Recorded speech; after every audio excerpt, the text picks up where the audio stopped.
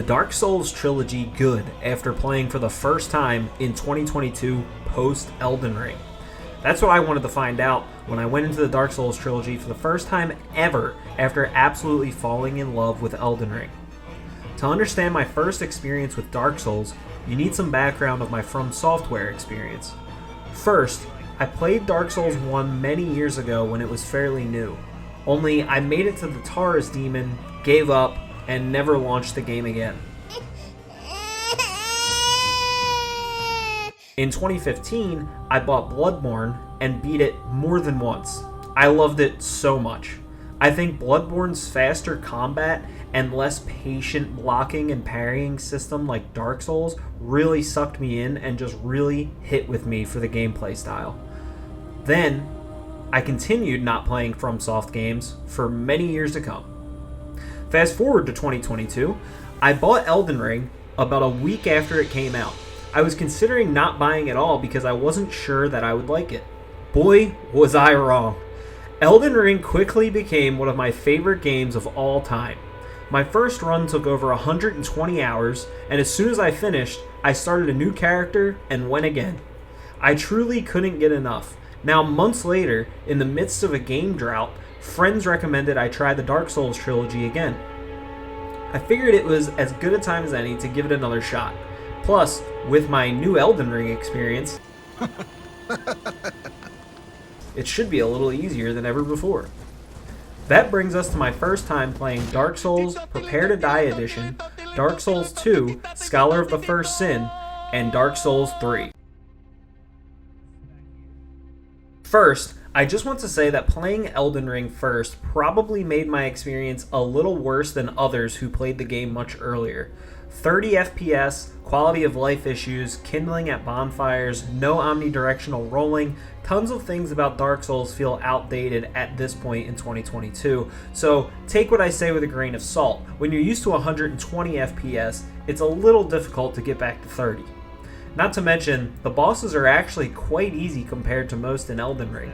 I'll be honest, Orville and Redenbacher took me about 5 hours of attempts to beat, but every other boss was dead in just a few tries.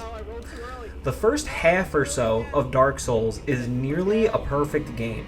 The bosses are interesting, different, meaningful, rewarding, and the level design... the level design.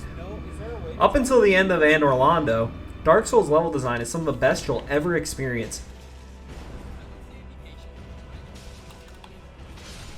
Let's go! Let's go! Woo! However, the second half of the game is a different story. I found the second half of the game to be not that good. Of course, the DLC is the best part, as everyone seems to agree online, but for the main game, the second half struggles quite a bit. Bosses are uninspired, boring, gimmicky, and don't feel as fun to finally get that kill. Level design is no longer wildly impressive. I think shortcuts made me audibly gasp from being impressed 10 or 11 times in the first half of the game, and only once in the second half. Most of the latter half is still good, just not incredible. Bed of Chaos, Ceaseless Discharge, Four Kings, and Seath the Scaleless are some of the easiest, most boring boss fights in FromSoft games. They're not challenging, but instead just gimmicky. Once you figure out what to do, it couldn't be easier. That might not be a bad thing for some people, but I'm not really a fan of it. In my opinion, Knight Artorius is the best designed boss fight in the game. He gave me the most trouble after Orstein and Smough. Although he's difficult, I almost always felt like I lost because I didn't learn his moves and dodge appropriately. Beating Artorius requires learning, getting good at predicting, and beating his balls off with a sword, of course. Bosses like the Ceaseless Discharge involve just running away and dying until you either get lucky or just Google how to beat it. Maybe it's just me, but I don't think a boss is fun or well designed if the only way of knowing how to beat it is by using Google or getting really lucky or asking someone else who's already done it before.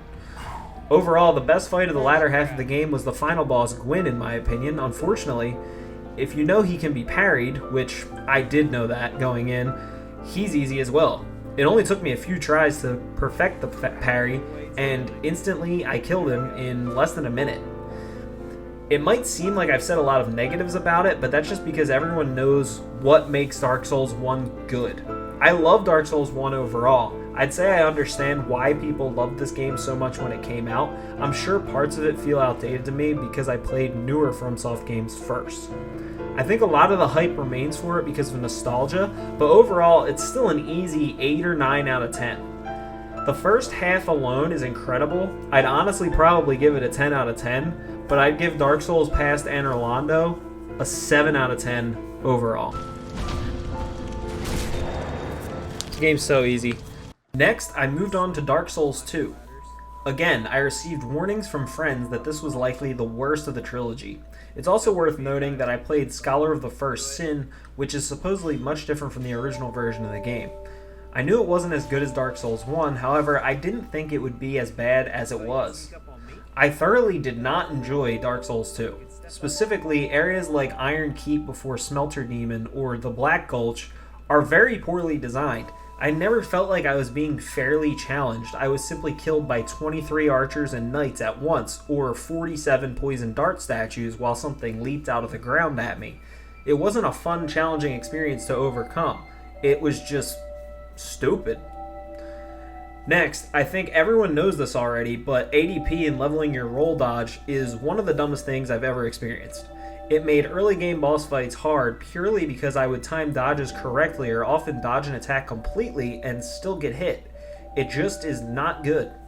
One area I really enjoyed was the Drangle Castle.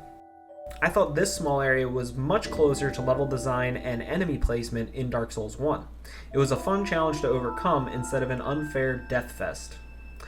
Lastly, I struggled to beat exactly 0 Dark Souls 2 bosses. None of them were hard. I think the longest a fight took me was 15 to 20 minutes of trying. Compare that to Elden Ring, Dark Souls 1, or even Bloodborne, where some of the bosses took me hours of attempts, and yeah, this game's easy. Overall, I think Dark Souls 2 is roughly a 6 out of 10, lacking in creativity, forced difficulty through enemy placement, weird mechanics, not very good level design, unmemorable bosses. I had some fun, but if I replay the trilogy anytime in the future, I probably won't even bother with the second installment.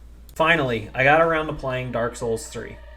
This game really brought back the series for me in a big way. I think movement and combat feel very similar to Elden Ring in a lot of ways, which makes sense since it's basically FromSoft's last Dark Souls before the big ER took over. Obviously, it's much more linear, but in nearly every way other than open world exploration, Dark Souls 3 is as good as Elden Ring. Boss fights are fun and challenging enough to keep me wanting more. Some bosses, like the Nameless King and Pontiff, are insanely fun to fight. Not only do they pose a huge threat that takes a long time to beat, but their simple movesets are learnable, so a skilled player can practice and eventually make light work of them, and then you feel like an absolute god. The same goes for the Dancer of the Boreal Valley. I think all of these bosses are perfect examples of what Dark Souls 2 lacked. Instead of 26 enemies at a time or some annoying new mechanic to learn in every room, they just give you a challenge that, by playing well and paying attention to what the boss or enemy does, the player can overcome it. It's great and doesn't feel outdated at all compared to Elden Ring.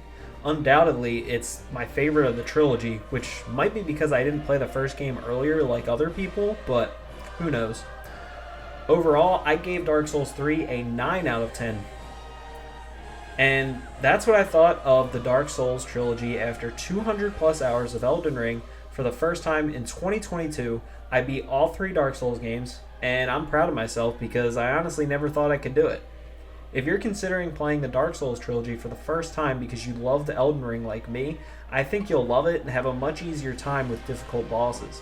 Personally, I think a few Elden Ring bosses like Malenia or Malekith are much more difficult than nearly every Dark Souls trilogy boss. But if you're 165 plus boss fights into ER like me, every unfamiliar Dark Souls mechanic introduced is much easier to overcome than when it got thrown at you when you played Dark Souls for the first time.